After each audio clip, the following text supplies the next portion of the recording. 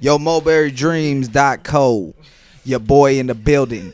Shout out to my boy Dallas Hoofer, you know what I'm saying? Real wing back, real tailback. The host with the most, your boy already know. Am I loud enough? Yeah, you're good. Talk like, I mean, that's me talking. yeah. I would just hold it. Like, hold it to it. Like, I gotta fucking hold it the entire time. aren't you buff? Hello. Aren't you buff? I mean, I'm buff, but fuck, dude, that thing's heavy. That's because they're legit. Yeah, well, if it's legit, it should be able to pick up my voice from here. Turn up the sensitivity. Do you want to do you want to just I just kind of want to just address the elephant in the room, bro. What's the elephant in the room? We were hanging out last night, Yeah. watching UFC fights. Yeah. And there was a thing going around that 127-pound woman in the UFC would beat my ass. I still And I strongly disagree to that. Still stand behind There's no way. Absolutely. We're just gonna start with this, bro. I don't care who gets mad or what, but there's no woman in the UFC at 127 pounds that's beating me up. I guarantee there is. There's not. Yeah. Do you like, dude? You were a little upset. I was We like, could- no, we could because see it. y'all, I kept poking the bear. bro. but Your we wife could was see like, you're gonna get your shit pushed in. I said, all right, bro. Okay, Marine, calm down. it. All right. Let's see. Listen, dude. Y'all forget like I was athletic at one point. Like I'm not just like some like regular dude who just sits and drinks and never did anything. And like, yeah, I got 80 pounds on her, but it's like, bro. No, you are. There's athletic. no shot that I'm getting beat up by a 127-pound UFC woman. I don't think she beats you up. Y'all were talking about she going to TKO me, bro. She ain't There's gonna no TKOing going I think on, she makes you tap. No. I think she makes you tap. I think I would let her put me in the headlock and I could get out of it. There's no way. Yeah, I No would way. slam her on her back so bad it would break her ribs, bro. Honestly, I would square up with her and just verbally abuse her, and she'd probably quit. Like I probably don't even gotta touch her. I'd just probably tell her left tit's bigger than her right tit, and she'd probably like, you know what I mean? There was a professional basketball player. I can't remember who it was, but he talked about women in the NBA, like WNBA. Are there women in the WNBA that can make it in the NBA? And he talks about there are shooters out there that could absolutely contend, but the physicality part about the sport is where they wouldn't be able to keep up. No, because you see, like Caitlin Clark could probably go to the NBA and like sink some threes. Yeah, she would shoot. But what? Post her up one time. But all you gotta do, if you go play up on her and Yeah. on top of the arc, bro, she's not gonna be able to get around you. Like, let's be No. real here. Yeah, no. And so, like, that's why we shouldn't, like, really have that conversation between men and women. That's why it's split up, for that reason. There is some overlap, but I'm just... it's really hard to think that a 120-pound woman is going to beat me up, bro. Like, I'm sorry. And we used to clown Trevor, my cousin, because we would... When Ronda Rousey was in her prime, and, Yeah. like... Me and Tracer, his brother, would be like, because he was like, bro, I'll beat her ass. And we were like, bro, honestly, probably not. And he got like mad like I did last night. But that's a little different because she's like bigger. Yeah, she's... How much was she? Like 140? Yeah, I still find that hard. I still have a hard time like believing like that, like she would beat me up, bro. Like realistically, it's different on TV, but like when you stand in front of her, like when you stand in front of an NBA player in real life, they're huge. Yeah. But then when you go and stand in front of probably her, you'd be like, bro, that's like, what? I thought you were going to be bigger. No, they're not the biggest. And I don't think she would sleep you. I don't think she sleeps you. Dude, any guy listening right now, bro, seriously, like, do you really think a 127-pound UFC fighter is going to beat you up? Like, honestly, like, comment, like, let's have a discussion, because, like, I want to see what people really think.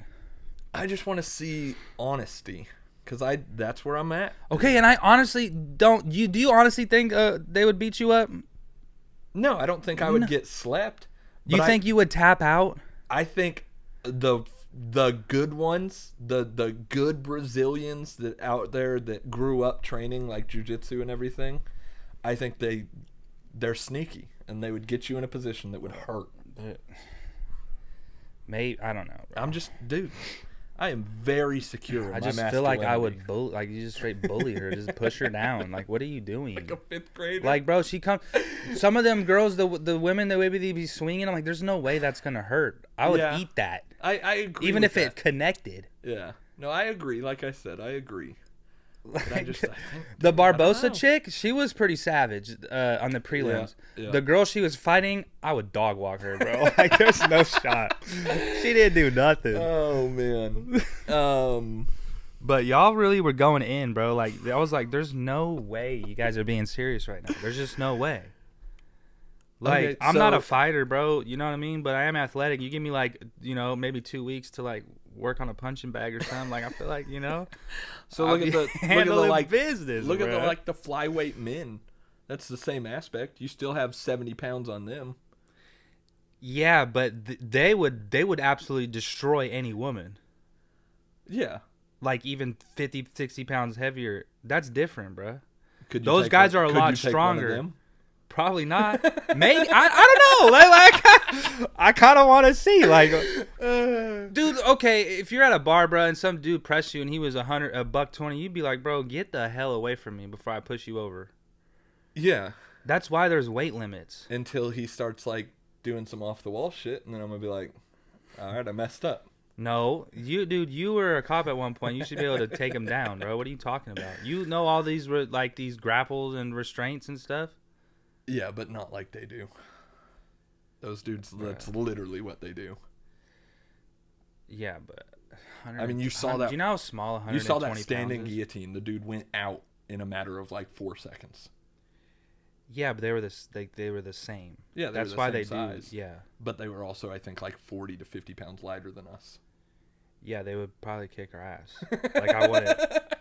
Like, realistically, I wouldn't. But you guys were talking specifically. This is gonna sound crazy, but like specifically a woman, bruh. Like that's totally different. Like, that's totally different. Their strength and everything is way different. A 120-pound man and a 120-pound woman is completely different. Yeah. Like, you know what I mean? Yeah.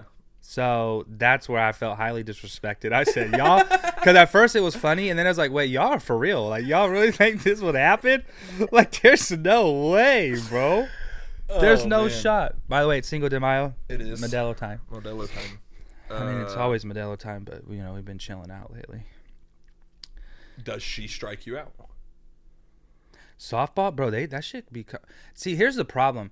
Okay, this is a good conversation to start. So, okay, this is women's softball, and we were at the gym yesterday, and we were having a conversation about what's more important, to have power or bat speed. Yep. As a hitter, 1,000% bat speed, especially, dude. They're like 20 feet away. Yeah, they're It's right like, there, yeah. and they're like cooking up underhand fastballs. Like, bro, you better be able to get the bat around, Yeah. which is kind of impressive because that's not that far away. I mean, But it At is only 66. 66. I mean, come on, bro. And that ball's huge. I'll smoke that.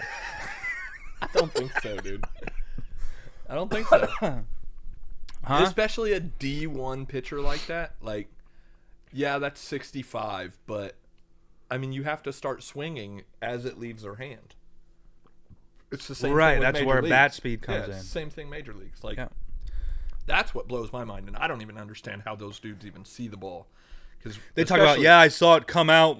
Like, huh? Yeah, at 103 miles Yeah, an hour. all Like, right. you You saw ain't see that? shit. Yeah. No, I'm just swinging and hoping that Well, I and at a least lot of make the contact. you can tell a lot of the batters do. They'll guess before the pitch comes. They'll see the count. Yeah. They'll go, all right, he's probably gonna throw me this shit, and then they'll load up for it, and it'll be completely wrong. But then when they swing, you can tell because they're looking we're sitting on the goofy. couch like, what are Yeah. you doing, Yeah. bro? Like, I could do that type shit. Yeah, You well, know? when you're sitting fastball and you're expecting 103 miles an hour to come at you, and then all of a sudden it's a 72 mile an hour Yeah. changeup, like that, obviously. But that's what differentiates like the good hitters versus your normal hitters because they're not guessing. Like, those fuckers aren't up there guessing, bro. They're literally, how far is that, by the way, the outfield? Like 200 feet? I don't know, to be honest. But those Anyway, are actually real fences. Like I said, the tournaments that I've seen recently, they're doing that like netting, almost like like Atwater, like youth baseball, like where some like random orange just goes nets. and puts up a post out in the outfield. Yeah. Yeah. And I'm telling you, there was one girl, dude. She like jumped over it and like backflipped and hit it, but like was standing 5 feet past the fence and holding the ball, and everyone's like, should that count as an out or is that a home run? She caught it. You're standing in the outfield. Like, that's like, I mean, I get it when you jump over the wall in baseball, but like, that's literally like you're climbing like 3 sets of stairs to go sit in somebody's lap and then catch the ball. Yeah, well, I don't know. I don't watch enough softball. But anyway, what differentiates the good hitters is they don't guess. Like, they'll go up there and they'll read what you're gonna throw. Yeah. And then they adjust on the fly, which is like damn near instant. Well, that's analytics has changed sports completely too, with just like stats and everything like that. Of like, okay, if the way they track everything now is like, this dude 85% of the time on a 3-1 count is gonna throw you a fastball, and like they know this as they walk up there. You know what I mean? Like, that's crazy to me, is how much like that has changed the game. Yeah. It's insane because it's every sport. But anyway, all in all, bro, ain't no 120-pound woman beating my ass, bro. Happy Cinco de Mayo, Mulberry podcast. We just wanted to open up with that, bro, because I'm literally. You've been just thinking about that. I was driving home, dude. I was like, dude, what the? Ain't no way, bro. Ain't no way. I'm getting killed like that. Nah, but anyway, what's going on, man? Chilling, man. What's up, Tony? You better have a kid, bruh. Yeah, I guess that's I guess that's newsworthy. I guess that's news. Little life update. Congratulations. Appreciate it. How far along is she already? Wednesday is halfway. And you having a baby girl? Having a baby girl. I asked Ashley yesterday. Y'all haven't came up with a name yet? No, so we're still debating on that. You don't know? Well, you guys like back and forth, or just simply don't know? Well, like, we'll pick a name, and then, like, we had agreed on a name, and I don't even remember what the name was at this point, but, like, I got to the point where, like, I was up. It was, like, 1 a.m. I was just kind of messing around doing my thing, and I was sitting there thinking, I was like, I don't like that. So she woke up in the morning, I said, nope. Just kidding. I would have woke her up right there. Like, hey, yeah. No, we're not doing that name no more. She would have been like, "Are you serious?" So yeah, we've got like a list of names that we kind of just keep going over, and there's a few that we're thinking of, and I think that's probably a discussion we'll have this week because she wanted to have a name picked out by the appointment on Wednesday. So we'll see. Is it just like an update appointment, Yeah, the halfway appointment. Dang, so, man. Yeah, man. Definitely was kind of weird timing, I guess. Well, hell, it's been probably, a year since we did a podcast? Yeah. When I was on it? Yeah, last time, probably over a year. Well, last it was baseball. It was definitely baseball season. Yeah, but it was before a this year house. ago today, it was like 2 years ago. Dude, it's been that long. Has it been that long? Yeah, because a year ago today I was here, and we did that at my grandparents' house. Remember? That was, yeah, it was like a couple years ago. So that has been a long-ass time. Mm-hmm. Dude, I'm telling you, like, time has been flying, bro. Well, then let's get a life update from you, huh? But we're talking about you right now, bro. You're right. the guest. Okay. Huh? Hold on. Just keep going. Oh, jeez, rookie. Well, in 2 years, I've grown some facial hair. Quit your job. Yeah, I quit my job. No longer in law enforcement. I've went back to school. Just finished my first semester as a college kid. So to all those Atwater, Let 'em know, bro. Dude, Let all 'em those know. Atwater high school teachers that said I would fail and I wouldn't do anything. I'm in college. Where are you? All right. Oh gosh. That's a weird situation, man. I'll tell you that for free. Is being 29 years old and your first year in college. Definitely weird. Well, especially like you, right out of high school, you were in the military, so you were gone. Yeah. So like you experienced all that. Like you just have a lot more life experience than them kids that you're like sitting with in class. When especially when it comes to like your when you're talking about like your ethics class or like those hot topics. Yeah. And like your take on shit is like way different from like an 18, 19-year-old who just is like trying to just get through the day. Well, some of them are it's even crazier because like, and I guess I wasn't smart enough to realize this happened. But there's like 17-year-olds in my class, like seniors in high school. They're like getting ahead. That are like getting ahead, or like this one kid, I was sitting next to him. He was in math class, and he was like stressing during the math final. He walked in, he's like, I'm gonna throw up. And like I'd been sitting next to him for like 3 months. I had no idea that he was like 17 years old, because he looked a little bit older and like he kind of handled himself. I was like, why are you stressing so bad, dude? Like, if we fail, we fail. Oh well, it's not that big of a deal. He goes, no, you don't understand. He said, if I don't pass this final, he's like, I don't graduate. I was like, what do you mean? Yeah. And he goes, like, graduate high school. And I was like, oh shit. Yeah, no, that's a little different. I said, yeah, you kind of need to do that. Yeah. Did he pass? Do you know? No idea. I pulled an 8. That's what we needed. We needed a 5. I got an 8. So out of what? 15. Oh my gosh, bro. Bro, that shit, it's hard, dude. Math sucks. Math sucks. So I became a social worker. And it's business math. So it ain't even like normal math. Like, you're out here doing like some off the wall shit. Like, I struggle, man. I wasn't the smartest. But here we are. Yeah, here we are. Here we are.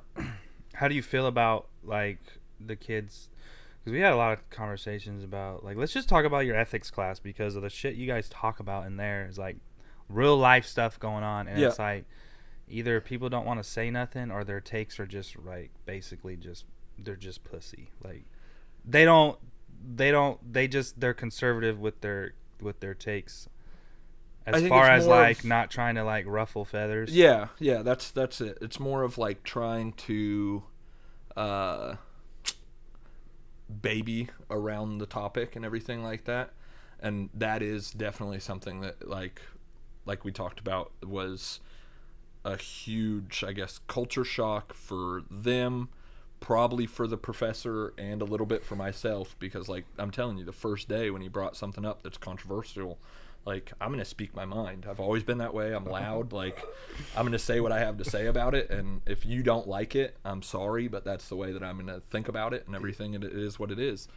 And trying to think of, like, one of the topics that we could talk about. I mean, one that we can bring up. One that I can bring up on that's not, like, crazy. I mean, I'll say it, whatever. Like, obviously one of the topics in the ethics class was abortion, and whether it should be legal, it should be illegal, should it be government funded, should it not, like this and that, and all of it.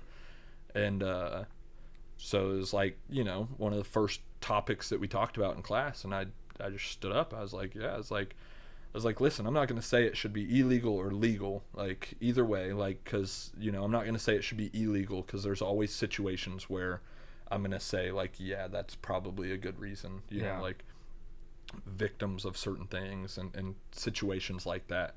But what I've never agreed with, and this might get us, I said get us canceled, it might get me canceled and everything, but, like, don't use abortion as a type of birth control. That's not controversial, bro. That's kind of like that's all I'm saying about it. Don't be going out just having sex all day, and then if you get pregnant, but that's how certain keep coat hangering them, like, bro, that's not Like, that's not okay. You know what I mean?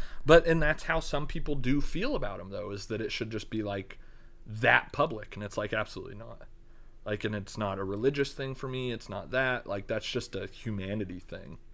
It's like, you should be a good enough person that if you've made that conscious decision to go out and be an adult and engage in adult activities, and even if you use protection, like, I feel like we're in a fucking sex ed class real quick. But even if you go through all that, like, and you make that adult decision, you know that there's a chance to have a child. Do you know what I love about this? Huh.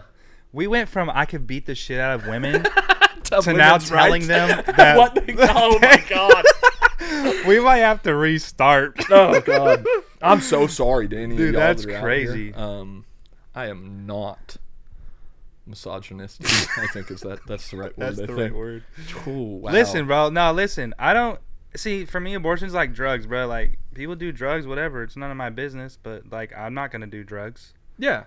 So like, if you want to get an abortion, even if you want to go out and, like I said, get pregnant and get, do that 3 times a year, bro, that's your choice. It's pretty messed up, but hey, whatever, man. That's what you gotta live with, not me. And that's kind of my take on it. You know what I mean? Like, if it came down to my situation, like when Sophie got pregnant, I asked her. I said, "What do you want to do?" I said, "Whatever you want to do, I'll support you. If you want to go get an abortion, first of all, we got to go to another state. So we got to call some neighboring states. Yeah. Figure out who can let us in Virginia, on this. what's good? Yeah. So I said, if you really want to do that, we'll do that. Like, I'll pay for it, whatever, because it was an accident. Yeah. But I said, if you want to keep it, then we'll keep it. We'll figure it out, and we'll go from there. And so I think like the next day, she's like, I'm going to keep it. I said, okay. But see, all that did was like give her a peace of mind to where like she didn't feel like she had to was forced to make a decision. It was really on her and whatever. I think the fact that like I was there like that made her more comfortable about like having the child, because it's a lot harder to do that in the long run than just get an abortion, and you can just move on, find ways to block that out of your mind for the rest of your life, and then just continue on with your life. If you keep it, that changes your life forever. Yeah, absolutely. Like, you know what I mean? For better or worse. Yeah. So that's kind of my take on it. Like, I don't give a fuck what you do, bro. I mean, it's your life, man. Yeah, at the end of the day, and I think the drug situation is kind of like the same. I don't ever want to say that it's the same thing. Drugs and abortion. Yeah, same, just a little different. But as far as the whole like your body, your choice type thing, like, I do agree with that. Like, but like I said, at the end of the day, I just personally, I don't think that you should be able to just, like I said, you shouldn't be able to just go have one just for shits and gigs, I respect that. It's, unfortunately, it is a situation that happens. I know that. Like, hell, even just going to the last couple, I think we've been to 4 or 5 baby appointments now at UT. And, like, you can start seeing them. Bro, I start seeing them. I see the ones that come in, and That's I crazy. do feel bad. And it's like, you can see the ones that, they're like, you're a UT college kid, and you're walking in here by yourself on a Tuesday morning. Like, well, and then also, like, when you go to the appointments and you see the ultrasound, it's pretty quick how you could start seeing the face, and you know what I mean? And you're like, damn, that's a person in there. It doesn't take long. So the first one we went to, First one looks like a little peanut. well, so yeah, the first one we went to, like, and I was looking at it and I was like, what am I even doing here? Like, this is that a tumor? I was like, yeah. I was like, okay. Like, and then we started moving along, and you could really see it starting to develop and everything like that. And then we went to the one for the actual so she did the blood test for the gender, and we did the ultrasound for the gender. And the doctor's like, all right, well, I'm going to turn the screen off now so I can find it. And I was like, I don't even know what I'm looking at. Like, you can leave the screen on, and I promise you I'm not going to be able to tell. Literally. And it was like, they'll circle something. You see that? That's the kidney. Like, okay. Yeah. I believe you. That's where I was. You could have told me that's anything. And I would have been like, yeah. That's where I was. It's a cool experience, man. So far, like, just going through it, seeing the changes and everything like that. Like, I know you've already been there in, what, Julian's a year almost? 11 months today. 11 months today. Yeah. I'm excited, man, honestly. Yeah. Like, Well, y'all were actively trying too. yeah, so that's a whole different thing. Yeah. So y'all were like working at trying to get pregnant. And all yeah, that. so we had made that decision that that's what we wanted to do and everything like that, and it just kind of wasn't happening. And then that's what led into kind of where we are today. So around what that would have been December, we were kind of to the point where it was like, all right, well, it's not happening. Like, what's going on? And then all the bullshit at work and everything like that, and I was just like, I'm done with law enforcement. I don't want to do it anymore. And so I was like, well, it's like I really have no reason to continue working. So I was like, I'm just going to quit, go back to school, hang out for a while, see what I can, do, figure out what I want to do in life. A month later. But honestly, man, and I felt like that is a weird thing. Like, at 29 years old, I felt like I was going through the same, like, decision process that some people go through at, like, 22 or even 18, where it was kind of like I was trying to start over and figure out, okay, like, what do I want to do as an adult? But the thing is, dude, like, especially with the military, you kind of stop your, I guess, civilian life for 4 or 8 years, however long you stay, because a lot of people, I mean, yours transitioned well, but there's a lot of people in the military, when they leave, it doesn't transition into the work world or the civilian world. Yeah, depending on what you do. And so it's like you're mid-20s or late 20s, and you're at where, like, your classmates were in high school at 19, 20 years old. You almost feel like you're like, I'm behind, but you're not. You're not. But I could see how it would feel that way. Yeah, you know what I mean? So that's kind of where it was. Is like, I mean, first thing when I transitioned, I'm still a man. Wow, you transitioned. when I transitioned, when I got out of the Marine Corps and went into law enforcement, like, it flowed very well, and I didn't feel like there was ever like a misstep or anything. Right, like, went right into it. We just kind of went right into it. Sold our house, bought a new house, like, and everything just flowed really well. And then like I said, like, I quit, and I was like, all right, and like you just said, I felt like I was that kid again. Like, okay, well, what do I do now? Like, do I go work at Home Depot for a couple months? Like, what do I do? And so I just decided college would be the answer. And I mean, it's fun, dude. Like, I mean, I go Mondays and Wednesdays for just 4 chill. hours, and then I chill, go to the gym. That's about it. Yeah. Living the life, bro. Living the life, man. Yeah. How's Ashley been doing with her pregnancy? She's been doing good, man. She's been doing real good. When the first, like, trimester, I guess, her morning sickness was pretty bad. And that's something I didn't understand either, is like why they called it morning sickness. But, like, she was sick all fucking day. Yeah. Like, it wasn't just in the morning. It was like, no, it was all day long. She was in there, like, and there'd be days where she would be hovering the toilet all day long, just throwing up. And I was like, and you almost feel bad because there's nothing I can do. Like, no, I just can't stood. Do shit. Yeah, I just stood in the doorway, and I'm like, do I just stand here and, like, watch you do this? Do I walk away, give you some privacy? Like, pat her back. Yeah. Sorry. Know. If you need me, I'm gonna be playing video games. No, It's so, but once that went away,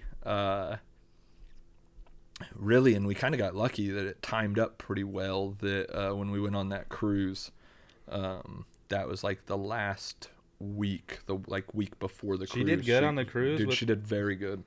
Like, I think because that alone get you sick. Yeah, I think one night she, like, tapped out early and like went and laid in the room because she just wasn't feeling too well. But that was after, like, might have been the day after we were in Puerto Rico all day. So, like, it was hot as hell. Yeah. We were out walking around, like, doing shit. Burnout, probably. Yeah.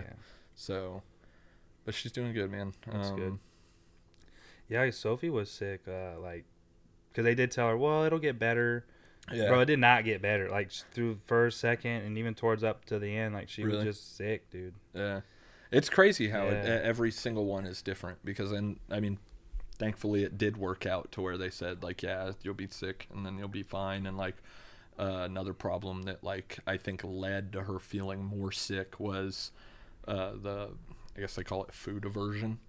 Like obviously, so some women I guess in pregnancy like have the cravings and want to eat stuff, but like she was almost the opposite for the entire first trimester, where it was like she didn't want to eat anything. Like there was nothing that I was like, hey, do you want to do this? You also had to like, you still gotta eat, like, yeah, you especially have to. because with the baby, Yeah, like, you gotta to eat something. Yeah, and so that's like, nah, because they just throw it up. Yeah. You know? And so like I was sitting there, I was like, well, what do you want to do for dinner tonight? Like, or we would try and plan like our meals for like the entire week. And I was like, you want to do this? And she was like, that sounds disgusting.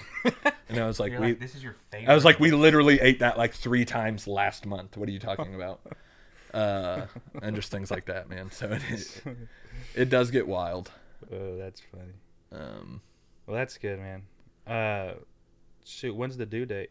September, I think like the 24th it's around there. Like that's kind of something that's weird to me too, is like so when we first found out, we were at this like little we went to like a pregnancy clinic, I guess, because it was, again, timing of life is just wild. So like she had her normal doctor that she went to like all the time, and they were just like shit. They were just a terrible doctor's office. And so she was like, all right, I'm done going to them. Well, then that's when then she found out she was pregnant. And so like she was in between doctors, and we're like, well, what do we do now? So we went to like one of those pregnancy clinics just to like confirm. And then they referred us to UT. Yeah. So now we go to UT. That's where we went. Was it like on like the 3rd floor or something? I forget what. Yeah, I think it is like the 3rd floor all the way in the back and everything. Parking's fucking nightmare. Like, oh man, it's. Yeah. And that's another thing that I think of too, is like, over there, bro. Dude, and I think of that like, okay, so it's probably 25 minutes, 30 minutes from our house to UT. And I'm sitting there thinking like, okay, like what if she goes into labor at like 4:00 on like a Friday afternoon? I'm like, that's going to take an hour to get to UT. And then I just drop her off at the front door and be like, all right, I got to go find parking that's probably 5 miles away that cost me $20 to park there. Sophie went to labor at like 3 a.m. So no traffic on the road. Like woke me up. Like something's happening.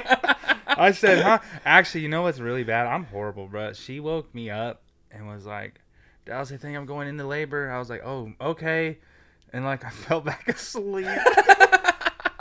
And then she woke up like 30 minutes later, like, get up. I was like, are you for real? She was like, yeah, I'm for real. Oh, and then we got our stuff. And luckily, the day before I put the car seat in, I was out there because I never put one in before. So I'm like, I don't know how this works. Yeah. But I figured it out. And then literally that night she went into labor, so it just worked out. So we've and Ashley has done really well at like researching, and like every night she sits there on her phone like before going to bed and just like looks stuff up. And she obviously has been around like babies and everything. So like this whole thing to me is very brand new, because like I've never been around babies. I'll be honest. I mean, hell, like look at y'all making fun of me when I held Julian for the first time. That, I thought you were gonna drop him. I didn't know what to do, dude. I kind of holding him out. I kind of carried him like a little bit of a football. Like I was like, all right, dude, protect the face. You gotta protect the rock. Bro. Yeah, dude. I've never been around babies like my entire life, and so like learning all this and like seeing it all firsthand is absolutely insane. Yeah. And you get used to it. But that's something that we've talked about, at like 7 months, like we're putting the bags in the car, we're putting the car seat in the car, like we're doing it all like very early, so that like you're just ready to go. We're just ready to go when it happens. Yeah. Nah, dude, because I went and and this is me not knowing like how long it takes when you go into labor and shit, but it takes a long time. Yeah. So like when we went, I didn't bring nothing with me. I just put I showered. Like I didn't even think I showered the night before. So I just got up and brushed my teeth and put my clothes on, and I was more worried about getting her in once I got up, and more worried about getting down to Yeah. And so we got there at probably like 4 a.m, and I mean we were there. She didn't like give birth until like 7 or 8 at night. Then obviously you stay a couple more days. Yeah. So like, dude, I was coming up on like 24 hours, like no sleep, no shower, like I'm in the same clothes. And so like, I actually at one point, I think the next morning I got up and I came home to shower and I like changed, and then I had to go back and like stayed another day, you know? So like, next time, you know, if that were to happen, like I'm packing a bag or something, bro, like, you know, like for myself, because I didn't think about it, you know? So like it's been beneficial because obviously, like, you know, you've went through it. A couple of my other buddies are brand new dads as well, so it's kind of cool that like timing wise is like we're just like a couple months behind, so we can learn from everybody else that's going But through then then our kids like got friends and shit. Yeah. But as far as just like learning, like, is like, you know, you guys, you did X, Y, and Z and it seemed to work for you, but like this didn't. So then we're gonna be able to pick and piece like what kind of works. And it was like, that's one thing that my buddy got really screwed. So he went in, he took his wife in on a Friday after work. He went to work all day on Friday. They were supposed to go in for just a normal baby appointment, and then all of a sudden when they get there, like whatever the doctors did, they like induced labor at that point right there. So they had nothing. Like he said, same thing. He had put her bag in the car like a couple days prior just to have it in the car, but he had zero things like there, like not a toothbrush, not nothing. Yeah. And they live up near like kind of near DC. So like imagine like driving from the hospital there back home, like that's a mission and a half. So there was no leaving once you're there. I was like, that sounded miserable. Yeah. So when I heard that story, that's exactly what I thought. I was like, okay, well, when I pack her bag in the car, like, why would I not just pack my own bag too? Yeah, or at least bring your deodorant and a toothbrush and some extra something. chonies, like, bro. just bring like, something in the car. Something should be in the car at all times. Yeah. For sure. Yeah. But yeah, no, man, it's wild. It's definitely life changing for sure. That's good, bro. And then lately we've just been blowing it up. Yeah, it's been 1 month today since the first time I went with you. That's good. So that's good. Yeah. Getting strong. Getting strong. Strong as an ox. You strong know as an ox. Shout out Greg, dude. Fucking Greg. Bro, that dude's funny. But no, it's been good for me, man.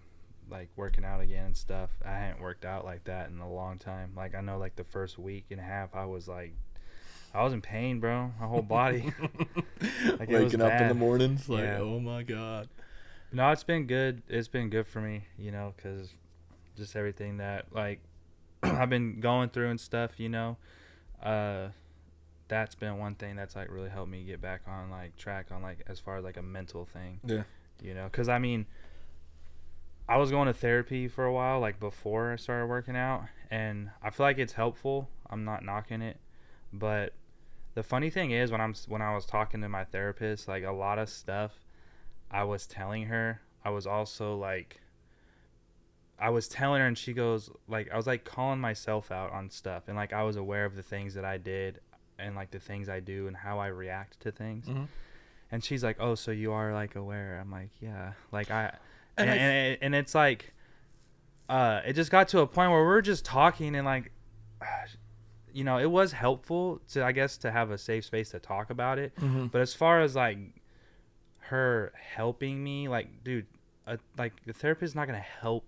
You got to do it yourself, essentially. They could be there to tell you what you need to do. But see, she realized I already know what I needed to do. You know what I mean? And that's what I was about to say is I think that's a big problem with I've told you 100 times, like I think men's mental health, and I know there's people out there that have been like, oh, it's not talked about, but it's really not. Like nobody talks about it. Nobody, like, it's supposed to be this hidden thing, like this taboo subject of like men go through like problems too. And I mean, it's the same way, man. I went and I had therapy for a little bit when I first got out, and like same thing, like the self-awareness that like we have, and like I feel like most people have that. Like I know what the issues are, I know what my problems are, like, and I know what I was doing that wasn't benefiting any of those things at all either, but I was still in that same predicament where I was still doing that stuff to put me in that situation. And like you said, I mean, there's just until you sit down and have that conscious decision, like in that self-talk with yourself of like, I want to change this, and this in my life in order to better myself or better whatever the case is. Like, going to therapy wasn't going to change that. And I was in that same boat. Yeah. Like, I mean, it was like, there's me talking to you about it isn't going to change it until I sit down and actually make the conscious decision to change it. And, you know, we sit here and drinking a Modelo while I say it, but like, I've said it 100 times. I was a raging alcoholic for the longest time. Like, it was bad. And really over the last probably, I would say when I quit, that was kind of when I had really that self-talk over, because so it would have been probably Christmas time. I took like 2 weeks off of work. I just had a bunch of vacation. I was like, might as well burn it all. Yeah. And that was when I was kind of really debating on if I was going to quit or not. And so I would just have those self-talks with myself, and it was like, yeah, I'm going to quit.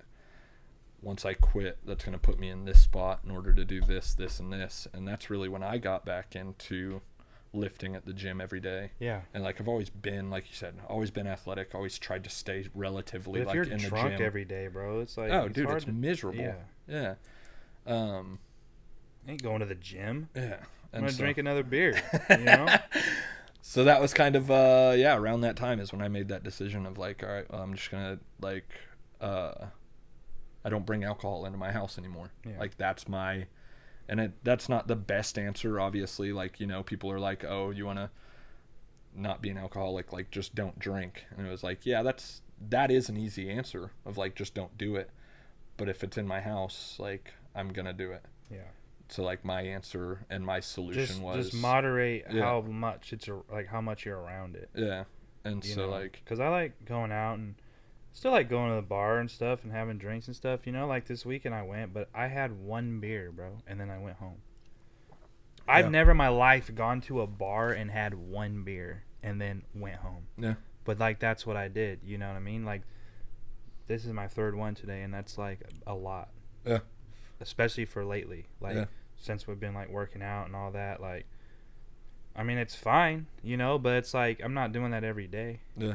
And like you said, I don't keep it in the house. Like, I got this for like this, and you know, for the weekend, you know. But like, other than that, bro, like I used to tell you, like I had that 6-pack of Yinglings in the fridge, and they sat there for weeks and weeks, and it was only 6 of them, you know. So it was just like learning to like.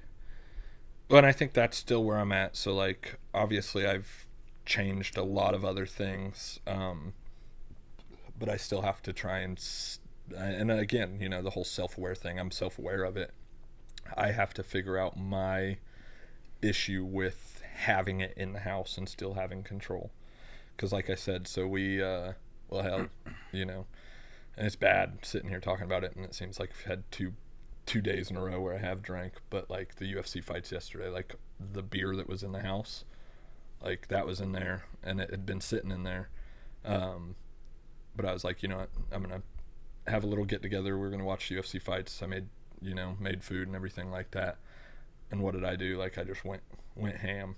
Like, I got wild. Yeah. And that's what I do. But I mean, like, if I just don't have it in the house, then I can't get to that point. Yeah. And like I said, it's not the best answer in the world, but right now that's the answer that's like helping me, you know? So whatever's working, bro, you know, it's different for everyone, you know what I mean? But I think the whole point, like overall, like with like working out and not drinking as much, is to like obviously feel better, not just physically, but mainly like mentally, you know? 'Cause I had a very close friend of mine, they were very close with me, but they told me one time, they were like, you know, because we were talking about it, and they were like, one thing that you do is like, you're at point A and you want to get to point B, and you're driven to do that, like you're doing that, but then, you know, Q, R, and X come in between, whatever those things are, and they just completely discombobulate you, and then you don't just fall off, you fall completely off the rails. you fall completely off. Like, you forget what you were even working towards. You forget what you're even doing, and you spiral and basically just self-sabotage everything in your life and just blow it all up because these things just that you weren't expecting just happened. And then I remember like hearing that, and I was like it just stuck with me, and it's been sticking with me for like months and months and months. And it's like I've always done that, where I am goal driven and I will be on a path and I'll do this and do this and do this, but then something will happen like out of my control, or something external, or like something in a relationship or at school or work or whatever it may be, and then I just completely stop whatever it was I was doing. You know, for example, like my podcast or my brand, right? Or a relationship, you know, it just completely derail everything because something had happened. Yeah. And then I lose sight of like what I was doing. And like, I'm very thankful for that, like that conversation, because that was like that's what has stuck with me, which it was so simplified, but it just made perfect sense. And that's all it is it takes just that one kind of like aha moment to like really like be like, okay, what am I doing? Yeah. And like, you know, that, be honest, I've had that moment has happened a lot, or you know, over the last couple of years and everything like that. And it was it is wild, man, when it, like I said, man. And I'm going to school obviously for business management, but something that it keeps bringing me back is mental health. Like, mental health is insane. And you know, I kind of told you that like day one at the gym. I was like, you know, like I've gotten back into the gym, and like physically, like I'm healthier, you know, like losing some of the body fat and staying strong and things like that. Like, but just the mental escape that hour and a half that I'm at the gym is just amazing. Yeah. And it's like you forget like what those are. And it doesn't have to be the gym, you know. People go golfing, people have whatever their hobbies are, go out to your garage, do woodworking, do something, but like have something that is yours, that you care about, that you're passionate about, and don't forget about that. Because like I said from day one, like your mental health is 100 times more important than your physical health. Like I'll stand by that every day. And like, I mean, I'm not a therapist. I've never studied anything like that. Like, obviously I've taken some classes on like behaviors and things like that, just based off of like my jobs. But like, I would, if you want to reach out and talk to me, like, and this goes to everybody, like I talk to anybody and I'll tell you my problems. We talk about your problems. Like, you don't even have to talk if you want to just listen. Like, dude, I'd tell you all day long. Like, it's huge. Well, that's what I was going to say is, it's very important, like, to have those people who actually care about you, who will sit and talk with you and have those difficult conversations, versus like feeling like, you know, you got to do it on your own, you know, and that you're on your own and there aren't people out there. Because I'm very thankful for having those specific people who have took the time to like really talk to me and tell me things that I don't want to hear, you know, tell me things about myself that I don't want to hear, because it's not, it's you don't want to ever hear the negative things about yourself. But it's important for important someone to hear. And those are people who like, they'll sit and talk with you, not out of anger or spite. They want to bring that stuff up. But they actually care enough to like be like, look, like, I love you, but this is what you're doing, and if you don't stop, like, this isn't gonna happen, or I'm gonna have to distance myself from you, you know. And like, them telling you that is like out of sincere care for like you, and like, you know, and it gets to a point where like, if you don't change, like, you know, I'm gonna be rooting for you, but it's gonna be from like way over there, because I can't, you know. So those are like those are people who like actually really want you to like succeed, you know. And I'm thankful to have had those people, you know, of recent that have been like helping me. It's and then like going to the gym with you, and like we talk about shit all the time, like, you know, and it's been good. Like, it's a good experience at the gym, because not only are like we like working out, and like I've been like losing significant weight, and like, but like also like we just be in there bullshitting, like having fun, but also talking about a lot of stuff, you know, just like getting a lot of that off the chest, you know, which also kind of helps mentally. You feel better physically, and then like you talk about things, and it's like all in one, and it's like it has been far more beneficial than like going to therapy. Yeah. You know what I mean? And I think what helps too is how we kind of do it. Like you said, like, you know, for the most part, like we are in there just having fun, like laughing, like people are just looking over at us. Oh yeah, we're having fun, bro. Like, just what having do you want? fun. I mean, still working out, still doing what we do, but then like at the same time, like while having fun, like those difficult conversations come up, and like you still talk about them and things like that. And like I said, like that is my therapy. Like that's where 100%. I was. You know what I mean? And like I look forward to going to the gym. Yeah, like that's my passion. And like I said, everybody's got to find their own, like whatever it is. You know what I mean? And everybody's is completely different. And it's like at the same time, and that's where I think there are issues with some relationships.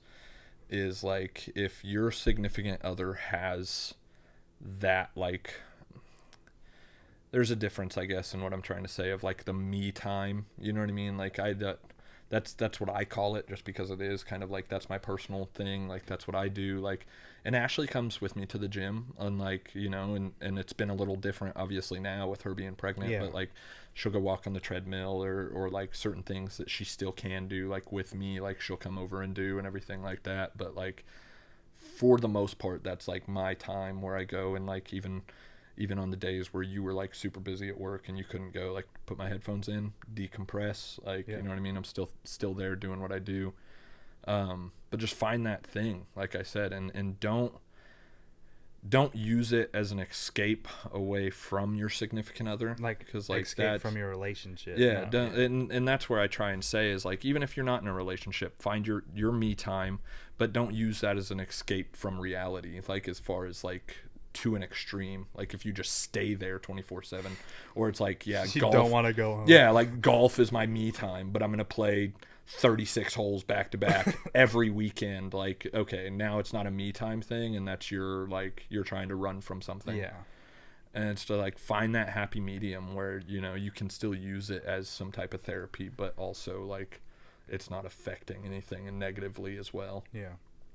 But yeah, man, it's a lot of shit in life, and I don't think like people don't talk about it, and that's what's crazy to me. Is it's like I don't think anybody ever, like, I mean, obviously you have some old heads that are like, man, life this, life that, like, and it was like, but nobody actually sits down with people like young men, young women, like as they're getting ready to enter their life of adulthood, whether it be right at 17 or at 22 or whatever the case is. Nobody sits down and tells you just how hard life really is, as far as like from A to Z. Like, it's like there is a lot that happens, and if you don't have somebody to talk to, somebody to express those situations with, or to learn from, or an escape route or anything like that, life gets difficult, man. And just you're never gonna be prepared for it. Yeah, it seems like, and it just happens. Yeah, and you have to. I think the biggest thing to learn isn't to prepare for things like that. It's just to learn to be like strong enough to handle things when they come. You know, like I said, don't let Q, Y, and L derail you. Yeah. Like you handle it one at a time. Yeah. As it comes to you, because dude, shit happens so randomly, and you're like, why? Yeah. Like, what is going on today? You know, and it's just like stuff happens, and you just have to handle it as it comes. Yeah. Well, like I said, it's and that's stressful, man. Yeah, and that's kind of like I said about the whole baby situation is like, I quit like working, and you know, obviously I still have income, I still make money, this and that, but like, I was doing very well obviously when I was working. Yeah. And I was like, you know what, like there's not a whole lot going on in life. Like I'm not, like, all of our bills are completely handled, this and that. And then all of a sudden I quit, and like a month later, then it's like, well, here's a baby. And that changes the entire thinking process, yeah, bro. And then we go from, okay, well, here's a baby, and it's like, okay, well, be honest, the wife's sports car wasn't the best situation for that. Like, so it was like, okay, well, let's go get a new car. And then after, it just happened to be like, okay, well, we did all that, and it was like, okay, well, we had this cruise planned for a year. Like, then we've got this trip planned. We've got a next trip planned. Like, we've got I think we're in like 3 different weddings this year, like, and it was like just money after money after money, and I'm like, okay, hold on, like this hit me out of nowhere. Yeah. And it's like, or it's like you weren't thinking about it Yeah, until and the babies. yeah, and you don't like you said, like preparing for it is only going to do so much. Yeah, you you can can't only do so prepare much. for life, bro. Yeah. That's not how it works. Yeah. You know what I mean? It So just just doesn't learning, work yeah, that learning way. how to actually cope with everything, and learning like how to, like you said, like Not want to blow your head off at one point. You know Yeah. what I mean? Like there's a lot of people who do that. Like yeah, these things add up, you know, and it's like always a thought. Like, you know, well, I don't have to deal with all this, you know. It's like, but that's not yeah, that's not what you do, you know. It's You not don't the right just answer, like for no, sure. it's not. But I mean, it happens every single day. You know what I mean? Like some people can't deal with it. yeah. And so it's like, and I mean, I understand. I really do, bro, because it ain't like, you know, I moved to Tennessee and, you know, I moved to Tennessee with somebody. They left. So I had to deal with that. Met somebody else, you know, months later. A few months after that, I'm having a baby on the way. I'm still living with my grandparents. And now it's like I got to change jobs. I just changed my job at that point, so I had to change it again. And, you know, bought a house. Like, all of that happened within a year, bro. Like, the amount of things that happened and, like, the amount of transitions I had to make, like, that happens to people's lives, like, within 5, 6, 7 years. Yeah. Like, I had to do that in, like, a year and a half. Yeah. Like, just make these drastic life changes with, you know, I had to play the cards that I had, you know, like I didn't get in a big old house or, you know, do all that, but I did what I could, you know. Yeah. I got a truck, but it ain't a brand new truck. I did what I could, you know. It's like I still try to live within my means, but it's like I'm trying to set up the best situation, not just for myself, but like for my son, Yeah. you know. So, and I don't think like living in my grandparents' basement was like ideal. You know what I mean? At 28 years old, you know. I mean, moving there as a starting spot, I mean, it was perfect. Yeah. Like, I didn't have to pay rent, do nothing. It was perfect. Just set my life up for success. But I'm not saying that didn't happen, but I'm saying, like, you know, there's nothing wrong with that. But as time goes on and things change, it's time to, like, you know, and as things happen, I wasn't prepared. But I had to make it happen. Yeah. You know what I mean? And I'm going to be honest with you. I feel like I would have stayed there as long as possible if that didn't happen. Yeah, so I was about to say, You know is what I like, mean? And the thing is, like, having a kid helped elevate my life. Initially, I thought, dude, I'm fucked. Yeah. Like, that was my first thought. Like, I didn't eat for 3 days type shit. Like, I don't know what I'm going to do. But him coming, like, him being here and being on the way elevated my life, but that's because that's how I handled it. Yeah. You know what I mean? And so it's all about how, I guess that's the one time where I went from A to B and I actually like stuck the landing. Yeah. Was when it came to Julian and like trying to figure out. Well, Like, I think like you said, you had a plan when you moved out here. You said, you know, I'm gonna move in with my grandparents. I'm gonna set myself up for success in the future. and just kind of or set myself up to, as opportunities present themselves. Yeah. Like, I don't know who I was going to meet out here. I didn't know what jobs I was going to have out here. But, like, having a place where I'm established, it's like a home base. And then as I go out and meet people, make connections, you know, meet girls or do whatever, opportunities, that's the thing about it. You can't prepare for that. Opportunities would just pop up, dude. Yeah.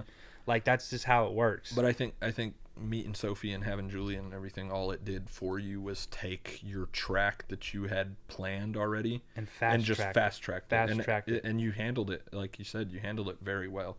Like, it was like, okay, well, I know that in order to do X, Y, and Z, like, I have to do these things, and you did. You know what I mean? Like, you got the job that it pays the bills, right, does well, sets yourself up. Like, you did this, you went and bought a house, now you're here, now you're doing this, and like, now the next step is, okay, what do I need to do to start being even more successful so that like I can provide that better future for the kid and everything like that.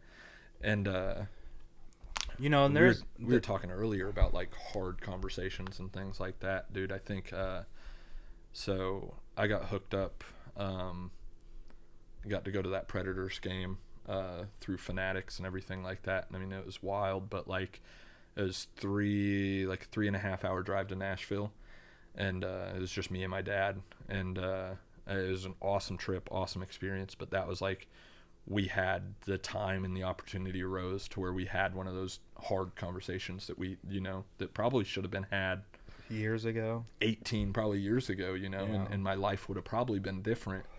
But I don't regret anything that happened. And I told him that. I said, I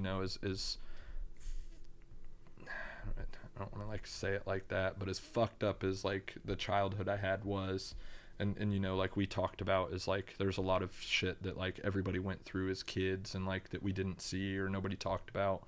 And like I was one of them. Like it looked from the outside looking in, it looked like a very good childhood. It wasn't, you know what I mean? Like we've talked about that.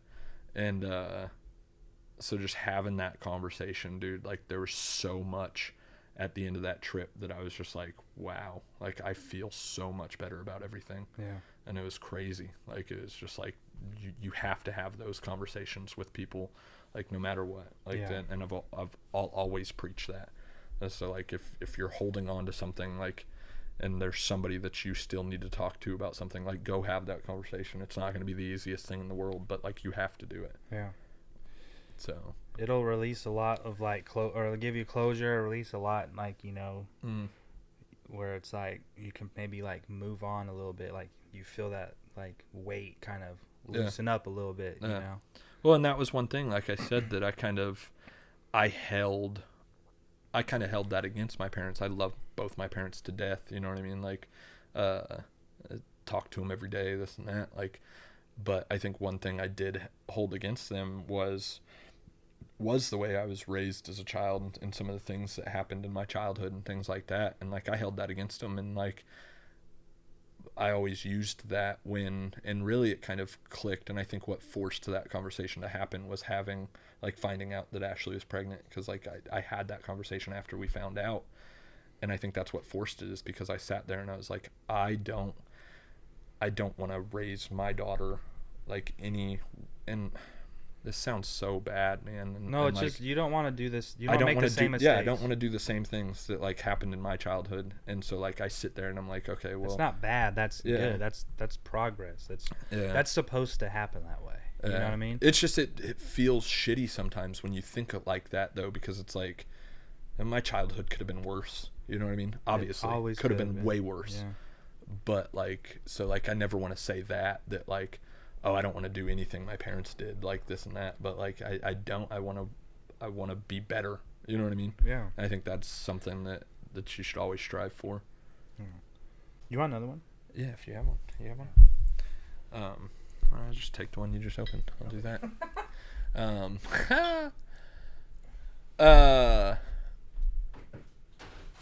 That's 8 baskets in a row. You get you didn't even finish them, bro. Drink that bottom of the barrel. The bottom of the barrel. That's 8 baskets in a row you have to make without the other team scoring. Yeah. And, we sit there and I look back, and I don't know, maybe I just didn't pay enough attention growing up. But I feel like the amount of, and something we've talked about a bunch, the amount of blown leads and the amount of just like absolute insanity. It's happening way too often now. And it's like, so. It's because of sports gambling companies, bro. So, well, I mean, you have that theory, It's like, is everything rigged? And, we could talk about that, because I think that there are some. That's insane. Like these 100%. People that, well, dude, an over-under, and the over-under for somebody's like total points is like 40, and then they score 39, and Did they you see like that? they miss like the last shot. Did you see that? Yeah. Did I send that to you? No, I think I just saw it on You like. You just saw it? My buddy posted on his Instagram. Joel Embiid needed 40 points. Yeah. He got 39. Yeah. And the last, what he bet $450 to win $118,000, and this man got 39 points, bro. I would rather him get 7 than 39. Yeah, but I think, if I remember right, like something crazy is he either like missed the last basket, or like he didn't score the last like 2 minutes of the game, or like just, and it's crazy things like that are happening way too often in sports that are like. Yeah. So it's like, okay, what is really going on? Is the other team just like that much better all of a sudden. It would be some blown call, and then like they go to, all right, we're gonna go to commercial break, and then it'll cut to like this sporting event's brought to you by DraftKings. It's like it's right in front of our faces, bro. Like what are we doing? Yeah, I don't know anymore, man. There's just so much. And the sad part is it's getting to the point where it's in every single sport now. Every sport now. Like, it's in college, it's in majors, it's in this. Like, I think it always was there, but it was it was quieter. It wasn't, because it was all illegal. It wasn't talked about as much. So the only ones doing it, they just blamed the mob, basically. That one kid that came out and talked about it, he was like, a Division II, Division III quarterback or something. Yeah. And he comes out and talked about I think it was D1. Was he D1? I think it was D1. I thought he was. But he was saying how he was approached and he was to throw the game. Yeah. And it was like, okay, so. But then you look at like Baltimore in the playoffs and how shitty Lamar Jackson played. Yeah. To move on to the next round, and it was all year, even in the playoffs the week before. They were so good, and then this one specific game, it doesn't even look like the same team. Well, what was it? And it's so obviously bad. It's like, what is going? Like, there's no way y'all just fold like that. Wasn't it Buffalo and Tennessee? Buffalo needed to win to make the playoffs, like week 18. No, it was Tennessee and Jacksonville. Jacksonville, not Buffalo. Yeah. Yes, bruh. Yeah. And that was the only team. And all of a sudden, Tennessee just came out, and Will Levis looked like Tom Brady. Well, not only that, like, then Jags' offense just was non-existent. Yeah. Which they're not that great anyway. They're very inconsistent. But that's a difficult one. But again, when it's you like you're playing to make the playoffs, and this is how you guys come out. Yeah. But and then when you look at their roster and you say names on their roster, they have a squad on them. They did. But between ETN, Trevor Lawrence is no scrub. He's not. Calvin Ridley, right. He's a little old, but he was still good. Do they have Graham on there? No, who was the other receiver they had? I don't remember who. They had a tight end that's good. I don't remember his name off the top of my head either. They had some studs. They had some ball players. But then that's my point is like y'all just come out and fold to Will Levis. Yeah.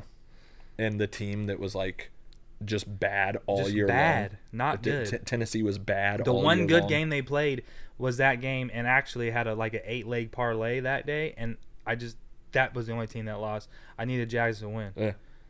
And I would have cashed out pretty good. Yeah. And that's the one it's always the one you don't expect. Yeah. It's fucking, dude, I don't know, bro. And then, like the other day, Angels and Baltimore, right? Yeah. The end of the game, dude on the Angels steals second, gets called out. They replay it, okay? Clear as day. Replay it. Yeah. You see the foot. Yeah. You can see the bag move. So, bang, bang. It was a bang, bang play. But when you slow it down, bro, New York should not fuck that up. That he's safe. Yeah. Bro, they came out and called him out. Yeah. And I actually I posted it on my Instagram story a couple weeks ago when it actually happened. But people are still commenting on it right now. Like, it has 1,700 likes, my comment. But I put sports gambling companies getting involved with professional sports seem to be causing a lot of BS calls nowadays. Just my opinion. I don't know. And I got a bunch of people commenting. Most of them agreed. You know what I mean? Most of them agreed. And there was one guy who came with me and said, he did explain how umpiring is difficult and all this. And I said, umpiring is very difficult. I'm not one to complain so much about balls and strikes. But when you do have reviewing and still get it wrong, it's like, that's not on the umpire at that point. That's on New York. Yeah. You know, and there was another one. But there's just been some that are just, like you said, just blatantly terrible calls. And it was like, and I think, and at this point, though, it's not even just necessarily just sports gambling either. But, like, these young kids that are in college now with the whole NIL thing, and I'm pretty sure we talked about that last time, too. But it's just like, Joe Milton, like, he was out here in Tennessee, and, like, the Mercedes dealership out here gave him, like, one of the nicest Mercedes, like, AMGs you could drive. And it's like, they just gave it to him. Like, and it was like, okay, like, Well, how does For that what? benefit Like them? for what? Yeah. You know. Well, hold and on. there's always got to be something Yeah. that comes back. Yeah. But real quick, this guy did make a good point. He goes, like 85% of the bets and money were on the Orioles, so this makes no sense. Vegas would have cashed out with a LA win. And I said, I just commented and said, I'm just talking about like overall. Yeah. Because there's shit like that going on. Because he could be, I mean, obviously he'd be right. He said Vegas would win. They would have won out if that was correct. But who knows? There could have been some other big bet that, because the way betting is, like, if people put, like, one rich person who puts a fuckload, like millions on a bet, that changes the odds for everyone else. Yeah, it swings. It swings everything. Yeah. You know what I mean? Yeah. And it's crazy how like a 2 or 3 rich people could just literally change the whole sports gambling dynamic of that night. Yeah. Or of a specific game, because they drop $5 million on one fighter or one team, and now the odds are just going bonkers because they're just like the AI. I don't know if it's AI now because they're so quick with it. I don't think it's a person or people. It might be AI. They might have it programmed to where like AI is changing the odds like instantly, depending on who puts what on what. It's so against you, bro. Like that's what's crazy. And that's where I am, because even live betting. And so, like, I even tried that for a little bit. So I was like, all right, well, if I just live bet. I've been most successful on live bets. I don't know and how. then, so, like, yeah, you're going to be mostly successful. But, like, there's times where it's like, okay, like, I was like, well, if I just, let me try this real quick. And I was like, let me do a 12-leg parlay of just, like, all the teams that are just absolutely. First red flag, 12-leg Well, parlay. yeah, first of all, like, nobody's going to hit that. But it is what it is. But it's like, okay, like here, right here. Let's say this game is in the it's bottom 4-1. It's 4-1, but let's say it's in the bottom of the 8th. One that the money line's going to be like minus 3,000. Yeah. But if you take 12 minus 3,000s and parlay them together, your odds actually make you money if you throw like $100 at it. Yeah, I know. But one of them will fuck it up. 4-1 is not a big lead. 4-1 is not a big lead, but you shouldn't blow that as a professional. 1,000%. As a professional athlete, you should not. You blow think Bailey Goddard is a professional, bro? She's about to strike out. But I'm saying like like that happens in Major League Baseball all the time. Happens in the NBA all the time. Let's talk about the Lakers. The Lakers led every single game. Let them know. Every single game. A lot of Lakers fans watch this. Shout out Ibarra. Ibarra even posted about it. Did he? The Lakers are trash, Ibarra. What did Ibarra say? I don't even remember, but he talked about like LeBron and this and that. And, the Lakers are trash. He was blowing LeBron? No, what? Was he talking good about him or bad about him? I think so, dude. Let me see. Ibarra, knock it off, bro. Let me see if I can pull it up. Because it's just insane, dude. Like, where's he at? Like, he was just defending him. Like, here's one where he says, all the Lakers slander and no one even pays attention to KD, Brad Beal, and Booker getting swept. Okay? But the Lakers are trash. It's the Lakers. Hey, I don't want to hear it. I'm a Cowboys fan. Stop playing with me. We hear that all the time. Cowboys get shade all the time. Lakers will always get shade. Dodgers will always get shade. Yankees will always get shade. That just comes with the territory. So if you can't handle it, sorry about it. But like you said, they can't be leading every game and then losing every game. Yeah, I don't even remember where it went. But, yeah. You probably deleted it. Dang, you soft, Ibarra. Soft body. I'm pretty sure it's still in there. But, I mean, like I said, like at the end of the day, you're a professional athlete. I'm going to clip this and tag Ibarra. Just like, that one little spot. Just see me. See me. The Lakers are trash. I'm just going to tag the clip where I said he's blowing LeBron. But like I said, you're up by 20. Like, there was games they were up by 20. They were up by 14. I think there was one when they were up by a lot. Yeah. It was game 2. Yeah, they were, and they blew every single one. And it's just like, what are you doing? Yeah, that's warrant. That comes with you're gonna get slander. I'm sorry. Yeah, sorry. Especially being LeBron. When he comes out years ago, I'm the greatest player in the world. All right, bro. It's trash, bro. Come on. And your kid. Oh yeah. His sorry ass kid's gonna make it to the league just so he can play with his daddy, bro. And that makes me mad too. Like, let's talk about it, because like you see some of these kids, and I'm sorry, but like it's happening in every single sport. Jerry Rice's son, Frank Gore's kid, Christian McCaffrey's brother, and like some of them are ball players. Yeah, is he not good? No, he's good, but I mean he wasn't like He went to Rice. Like, so he's not at like. What about? I just remember Purdy's brother. We were watching that game. Oh in yeah, college, yeah. and he went for that long run, and Yeah. you were like, Purdy. This shit made me so mad. I was But- like, bro, come on. No, I mean it's happening, and like they're getting drafted because of who they are and not their stats. Like, Why do I'm you think sorry. Matt Holiday's son got brought up and he Yeah. did dog shit? Yeah, I mean But he crushed it in AAA, and then all of a sudden he gets. He did put good in AAA, but he's gonna get more opportunities because of his name. Yeah, when you come, I'm sorry, but when you come up to the majors and you go 1 for like 34 or whatever it was, like, I'm sorry, get sent back down. Don't come up again. Well, no, you can't, dude. Nope. 34 is not a lot, bruh. Bronny is averaging less than 5 points a game. Like, he is absolute dog Yeah, shit. he's not. I mean, I'm gonna say that, but I'm gonna go that far and say it. You're at USC. You're not at a good basketball program. We talked about it. You're not at UConn. You're not at Gonzaga. you're not playing good teams. You're not at Purdue, like, winning national championships. Like, you're at USC. Yeah, I get it. That's a D1 school. It's not a basketball It's a school. private school. It's not a basketball school. The football team hasn't even been that good since Reggie Bush. I mean, to be real with you, Yeah. since Carroll and Bush, USC, They thrive on their relationship with UCLA. That's all it is. listen. My dad made a great point one day. He said there is absolutely no excuse for how shitty UCLA and USC sporting teams are. They should be legit. They're in Los Angeles, California. They should have some of the most pull in the nation to get players to go over there. So you think it's a recruiting problem? 100%. I can see People that. rather go to fucking Alabama. Yeah. You're convincing an 18-year-old kid to go to Alabama to play football and not LA?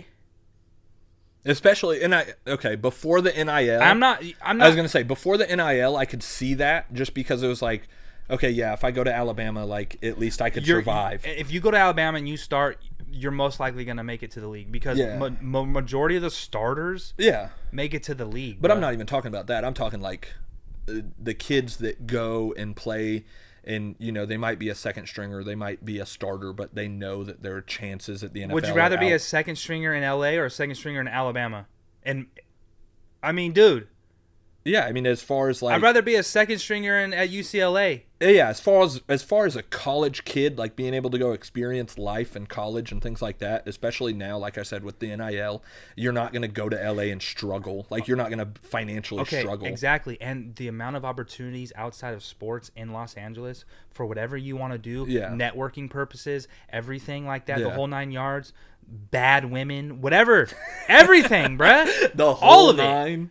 Yeah. All of it. I'd rather be there. Like, what are you gonna do in Alabama? Like, if you're not a starter, what are you gonna do? Because if you're a starter at Alabama, you're gonna go to the league. Yeah. You're gonna More at than least likely. get picked up. More than likely. If Joe Milton made it, bro, if you're on Alabama, you're going to the league, bro. Like, you're gonna go. You're gonna get a shot at it. Joe Milton can throw 80 yards. Okay, wow. Yeah, I'm in the stands. I'm open. Hey, shout out Ellie De La Cruz throwing 107 miles an hour from shortstop to first base. And he's just a- absolutely sailed it. He's a damn animal. Yeah. But that's where everyone, dude, that was the funniest thing I saw. And it was like, okay, so this article Ellie says, could be a nasty pitcher. okay, but here's the thing is it said the article said Ellie sets, like, it was like a throwing record. Like, it was the fastest throw in the infield in, like, MLB, like, recent times or something like that. And it was like, that's what the article Sent said. Statcast. But it was like, why didn't the article say Ellie De La Cruz commits a crucial error? Because he did. He sailed it over the first baseman's head. Okay, 107 miles an hour, but he just sailed it it over his head. happens. I can throw 110 miles an hour. No, you can't. I'm not going to hit You anything can't throw close. 70 miles an I hour. can't throw 70 miles an hour. I know that. I really thought I was the shit, and I was in Santa Cruz at the boardwalk, and I threw a baseball, and it was like 66 miles an hour. And you probably almost threw your And- shoulder out. Yeah, well, I didn't warm up. I was like drunk and like I'm gonna sign a contract after I throw this, dude. And they're throwing underhand 66. I do it all the time at all the any of the major league, like, you know, ballparks and everything, they always have the little, like, throw things that you could go do. Yeah. I'm out there, like, crow hopping and trying to throw my shoulder out just to hit 75. And I'm like, yeah, dude, this it's don't hard. I give it to him, man. It is hard. Yeah, dude. I don't know, bro. But still, as a professional, this is what I was going to say. you shouldn't suck. This is what I was going to say. I always thought, like, oh man, I want Julian to, like, be a baseball player and, like, he can go to the league, because if you make it, like, the longevity of being a baseball player is, like, health wise, physical, everything, like, you last forever. You know what I mean? Look at your guys' old ass pitcher that's pitching today for the Dodgers. He's Kershaw? like 38. Kershaw? No, Paxton? yeah. Yeah, dude, he's been in the league forever. He's like 38 years old and he looks like he's 55. Dude, just out there dealing. Bro, I don't think he's lost but this year. Honestly, it's hard to get to the league, though, because you have to go AA, AAA. And Baseball is way harder. It's harder to get there, but if you can get there and just show some type of success, they will keep you up there for a while, because it's very difficult to be good at baseball. Well, it's the only sport in the world where, like we talked about, like, where hitting the ball 3 out of 10 times is good. Is very good. 3 out of 10 is very good. If you're batting 300, that's good. Yeah. Good job, bud. Yeah. You struck out 7 times, but you got, you know what I mean? Yeah. Like, what are we doing? No, we've talked about that, man. It's the maybe not 7 strikeouts, but yeah, dude, like, you know. But productive outs. We need productive outs. Yeah. But at least you're up there. Yeah. At least you're up there. You hit the ball 3 times, got on base. Even 3 singles. 3 singles. There you got a spot on a roster. Yep. Like, for real. Yeah. That's insane. Yeah. That is insane, bro. And I think even if you just look up just even a normal day, though, 1 out of 4. If you go 1 for 4 every day. 1 for 4, maybe a sack fly. Yeah. Something like that. Yeah. You're producing runs. 1 for 4 and you get a double. Like that. 1 for 4, double. Hit. Yeah. And like you said, like you sack fly, driving a run. Yep. Dude, you're on the roster. Yeah. Hey. Slap on the ass. Good job, bud. 1 for 4 and you're hitting a double and a sack fly. I'm gonna be honest, you're probably batting like 5th.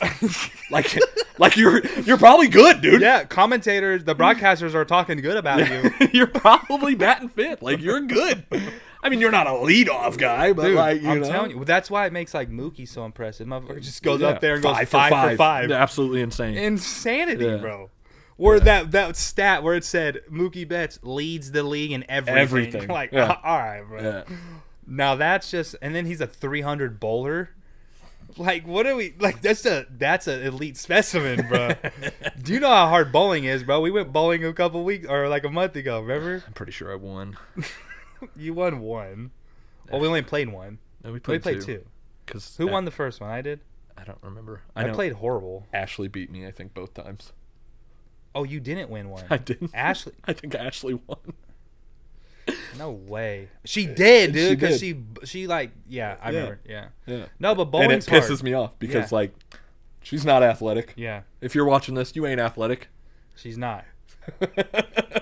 But, anyway, bowling's hard, bro. This base is loaded. Sorry, we got quiet real quick. 2 outs. Oh, this could tie the game up. It's only 7 innings. Wow. Oh, rung her up. There's the game. All right. Or are we going to go blow it up or what after drinking? Always down. We going to do legs today? Or do back? We got either or. No matter to me. Well, I picked shoulders yesterday thinking it was going to be chill, and that was not chill. It was not a chill day. No, dude. My shoulders fucking hurt. Dude, we've been blowing it up lately, dude. Hey. Just got to get into it. I'm getting stronger. I'm getting stronger. And I'm losing weight. I love how you can get stronger and lose weight at the same time. It's impressive. I would like to eventually just try, like, it's not a bodybuilding competition because, like, I don't care about, like, the way that I care about the way I look, but, like, I don't want to go through all that crazy shit that they do. But, like, I just want to go see where I stand next to somebody my age, my size, as far as strength-wise. You want to go see about it? I'd like to see that one day. Well, because we talked about, you know what's crazy is we've been talking about the 225 benchmark, And I saw a video today about it, or yesterday, last night. It came up on my phone, and it's like 0.0075% of people Yeah, less than 1% of the world can bench bench 225 pounds. Yeah. Yeah, so like, and then obviously like you get into like just the gym community, and like the number goes up a little bit. But Well, and like, that's the argument with stupid asses in the comments. They're like, bro, I know like half my gym can bench 225. Yeah. Okay, yeah. The people in the gym. But walk outside the gym, and you walk outside of our gym, and what do you have? You have McDonald's, Dollar General, Subway, Little Caesars, yeah. and you could just and smell a video game store. You could just smell all of it. Yeah, and I guarantee you walk into all those places, not a single person in there can do that. Dude, literally. And I mean, you think about it, all those together, bro. The people come in, go buy some video games, go get a Little Caesars pizza, and go home and play video games. Yeah. You know? Yeah. I mean, I ain't nothing wrong with that. I've done that plenty. Done that plenty of times. But my point is, it's like, yeah, dude, that's impressive. Yeah. So if you're going to the gym consistently, like, you should be able to, at some point, to get there. Yeah. You know? I'm not there yet, but I want to get there. Then I could be a gym bro. I was joking with you. I said, man, I really want to get to 225, so then like I could be considered a gym bro. And he's like, really? You're getting to 225 just to be considered a man? I said, oh, okay. Oh, is that what type of time we're on? Yeah, I forgot about that one. That was a ground rule double. That's cool. Florida's whooping their ass. Damn, no outs. Second and third. Yikes. Yikes. Especially when the game only goes to 7. Are we getting old? Or like these college girls look young as hell? You're a little old. I guess so. Dude, why does 28 feel old, bro? Yeah? Why does 28 years old feel old? Because it almost is. Like, I'm not 29 yet. I bet you're about to be. In about a month. Yeah. And you're going to have a 1-year-old. So, like, that's old. Keep it down. Keep it down. So, give it, like, 10 more years. You're going to be 40 with an 11-year-old. Julian's going to be... 11. Julian's going to be 18 in 2041. 2042. Yeah. For the little girl, dude. Bro. Yeah. All right, you ready to call it? Yep. I got to piss, too. Thanks for finally coming over and doing a podcast. Yeah. Took you long enough. Dude, first of all, when's the last one you even posted? Let's talk about that. It's been a hot minute. There you go. End on that note. He's over here talking about how he has a podcast. Doesn't even do podcasts. We'll have to change Mic that. drop. We'll have to change that. Mike. All right, later. See ya.